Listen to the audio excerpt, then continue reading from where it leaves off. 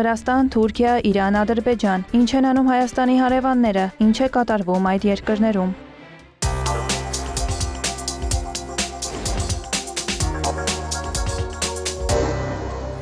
Լյուքսեմբուրգում ընթանում է Եվրոպական միության արտաքին գործերի նախարարների խորհրդի նիստը։ Հանդիպումից առաջ Ֆրանսիայի արտգործնախարարը տեղեկացրել է, որ Եվրամիության գլխավոր դիվանագետները կքննարկեն նաև Վրաստանի հարցը եւ կդիմեն երկրի կառավարությանը։ Մենք ցանկանում ենք հնարավորություն տալ վրաց ժողովրդին կյանքի կոչելու իր եվրոպական ձգտումները, հայտարարել է Ժան-Նոել Բարոն։ Ֆինլանդիայի արտգործնախարար ԵԱՀԿ գործող նախագահ Էլինա Վալտոնենն էլ հայտարարել է, որ Վրաստանում իրավիճակը շատ մտահոգիչ է։ Նրա խոսքով երկրում շատ քաղբանտարկյալներ կան, հասարակ մարդկանց նկատմամբ բռնաճնշումներ են իրականացվում։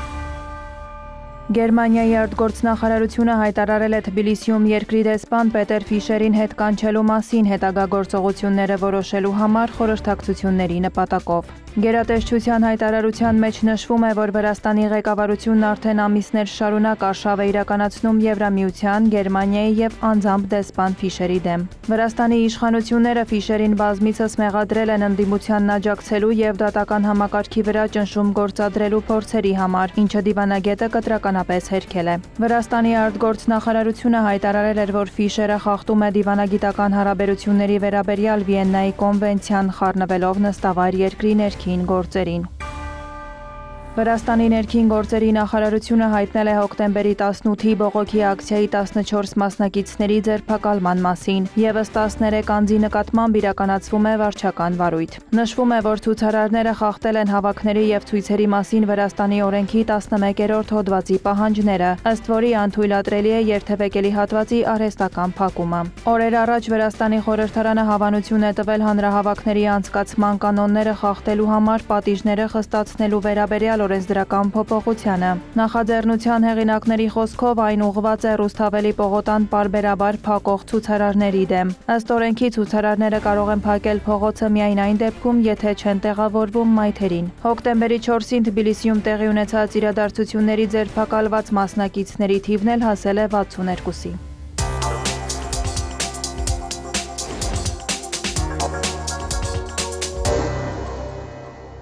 Թուրքիայի արտգործնախարար Հական Ֆիդանը Ülke TV-ին տված հարցազրույցում խոսել է Մերձավոր Արևելքում խաղաղության գործընթացի եւ դրանում Անկարայի դերակատարման մասին։ Նա հայտարարել է, որ Թուրքիան պատրաստ է ստանձնել փաստացի երաշխավորի դերը, եթե կյանքի կոչվի երկու պետության սկզբունքը, որը ենթադրում է Իսրայելի եւ Պաղեստինի անկախ պետությունների խաղաղ գոյակցություն։ Ֆիդանն ընդգծել է Շարմ էլ-Շեյխում ստորագրված համաձայնագրերի կարևորությունը, դրանք որակելով պատմական տարածաշրջանի եւ Գազայի հատվածի համար։ Նրա խոսքով, եթե երկու պետության ստեղծման մասին որոշումը կյանքի չկոչվի, ապագայում կարող է ծագել նոր հակամարտություն։ Թուրքիայի արտգործնախարարը վստահեցրել է, որ Անկարան կշարունակի ակտիվորեն աջակցել Գազայի վերականգնման ջանքերին։ Նա հույս է հայտնել, որ անկլավում հրադադարը կպահպանվի եւ կշարունակվի մարդասիրական օգնության անխափան մատակարարումը։ Հական Ֆիդանը հանդիպում է ունեցել Եվրամիության արտաքին գործերի եւ անվտանգության քաղաքականության հարցերի բարձր ներկայացուցիչ Կայա Կալասի հետ։ Հանդիպումը տեղի է ունեցել Թուրքիայի արտգործնախարարի Լյուքսեմբուրգ այցի շրջանակում։ Ֆիդանը մասնակցում է Եվրամիության արտգործնախարարների խորհրդի միջտարածաշրջանային անվտանգություն եւ փոխգործակցություն թեմայով նիստին։ Հանդիպման մանրամասները չեն հաղորդվում։ Թուրքիայի արտգործնախարարը Լյուքսեմբուրգում հանդիպել է նաև ուկրաինացի իր գործընկերոջը։ Անդրեյ Սիբիհան տեղեկացրել է, որ կողմերը քննարկել են աշխարհաքաղաքական վերջին զարգացումները, խաղաղության հաստատման ջանքերը եւ այն արդար ու հարատև դարձնելու ուղիները։ Սիբիհան շնորհավորել է Թուրքիային Գազայում խաղաղության համաձայնագրի ձեռքբերման կապակցությամբ։ Նա Ֆիդանին տեղեկություններ է փոխանցել Վոլոդիմիր Զելենսկու եւ Դոնալդ Թրամփի հանդիպման արդյունքների վերաբերյալ։ Հանդիպմանը անդրադարձ է եղել նաև Թուրքիայի եւ Ուկրաինայի միջև ռազմավարական գործընկերության խորացմանը։ Սիբիհան շնորհակալություն է հայտնել Անկարային Ուկրաինայի ինքնիշխանությանն ու տարածքային ամբողջականությանը աջակցելու համար։ 2026 թվականի պաշտպանության եւ ներքին անվտանգության ծախսերի համար Թուրքիան կհատկացնի 2 տրիլիոն 155 միլիարդ լիրա կամ մոտ 51.5 միլիարդ դոլար։ Այդ մասին հայտարարել է Թուրքիայի նախագահի օգնական Ջևդեթ Յիլմազը։ Նշվում է, որ այդպիսով երկրի ռազմական ծախսերը կավելանան 34%-ով արդիականացման եւ տարածաշրջանային գործողությունների հաշվին։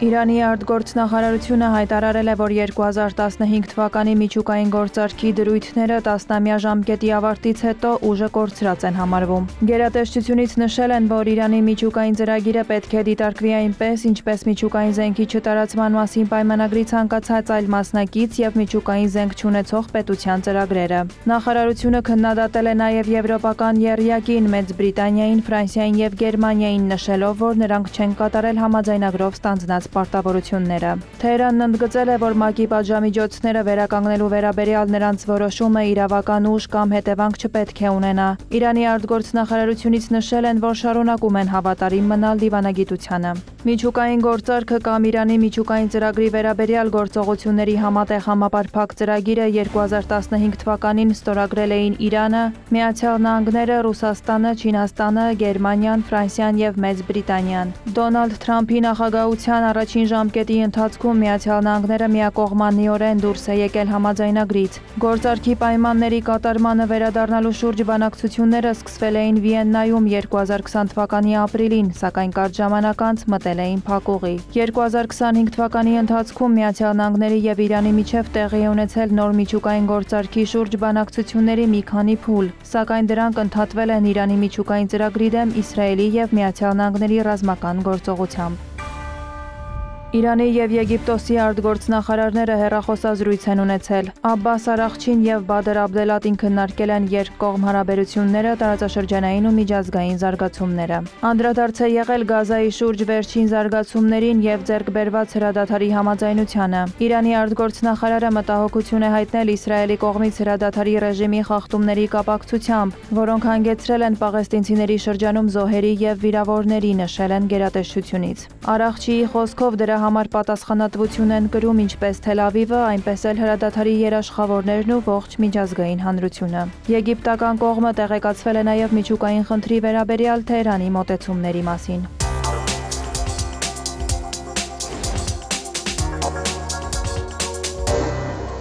Հոկտեմբերի 20-ից 21-ը Իլհամ Ալիևը Կասիմ Ժոմարթ Տոկաևի հրավերով պետական այցով կլինի Ղազախստանում։ Այցի նախաշեմին Ադրբեջանի նախագահը հարցազրույց է տվել Կազինֆորմ գործակալությանը, նշել Ադրբեջանի և Ղազախստանի քաղաքական հարաբերություններն առանձնանում են ամրության և փոխվստահության բարձր աստիճանով։ Իլհամ Ալիևի խոսքով երկրներն արդյունավետ փոխգործակցում են նաև բազմակողմ ձևաչափով, մասնավորապես միջազգային և տարածաշրջանային կազմակերպությունների շրջանակներում, ներառյալ ՄԱԿ-ը, Թուրքական պետությունների կազմակերպությունը, Իսլամական համագործակցության կազմակերպությունը, Ասիայում փոխգործակցության և վստահության միջոցների վերաբերյալ խորհրդակցությունը։ Ալիևը հավելել է, որ Ադրբեջանի և Ղազախստանի միջև ռազմավարական կարևոր ուղղություն է տրանսպորտային և լոգիստիկ համագործակցությունը, որը նոր հնարավորություններ է բացում տնտեսական աճի և տարածաշրջանային շուկաների ինտեգրման համար։ Երկրների միջև տարանցիկ փոխադրումների ծավալը 2024 թվականին հասել է ավելի քան 3,5 միլիոն տոննայի,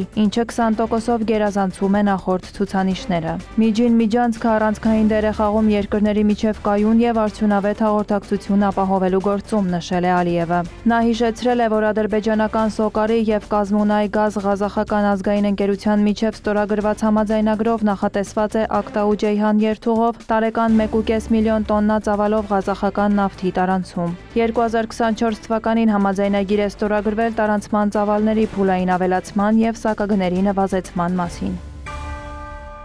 Ադրբեջանի նախագահ Իլհամ Ալիևն ընդունել է ԱՄՆ կենտրոնական հրամանատարության հրամանատար ռազմածովային ուժերի ծովակալ Բրեդ Քուփերին։ Վերջինս ողջունել է օգոստոսի 8-ին Վաշինգտոնում Հայաստանի և Ադրբեջանի միջև ձեռք բերված համաձայնությունները և խաղաղության օրակարգի առաջմղման ջանքերը։ Ըստ ադրբեջանական կողմի հաղորդագրության Ալիևը նշել է այդ գործընթացում ԱՄՆ նախագահ Դոնալդ Թրամփի հատուկ դերը։ Նա ընդգծել է, որ Սպիտակ տանը ստորագրված փաստաթղթերը լավ հնարավորություններ են բացում տարածաշրջանային զարգացման համար։ Ալիևի խոսքով Ադրբեջանը և Հայաստանն արդեն հարմարվել են խաղաղ կյանքին։ Կողմերն անդրադարձել են Վաշինգտոնի և Բաքվի երկկողմ հարաբերություններին, դրանց զարգացմանը, մտքեր փոխանակել ռազմական և ռազմատեխնիկական ոլորտներում գործակցության հեռանկարների շուրջ։ Քուփերը հանդիպել է նաև Ադրբեջանի պաշտպանության նախարար Զաքիր Հասանովի հետ։ Վերջինս ներկայացրել է Ադրբեջանի բանակում ընթացող բարեփոխումները, գոհունակություն է հայտնել ԱՄՆ-ի հետ կապերի զարգացման ուղղությամբ ձեռնարկվող քայլերի կապակցությամբ։ Քուփերն իր հերթին ընդգծել է այդ համագործակցության զարգացման անհրաժեշտությունը։ Քննարկվել են Ադրբեջանի եւ ԱՄՆ-ի միջև ռազմական համագործակցության հեռանկարները։ Բարթուի Հարությունյան, հարևաններ։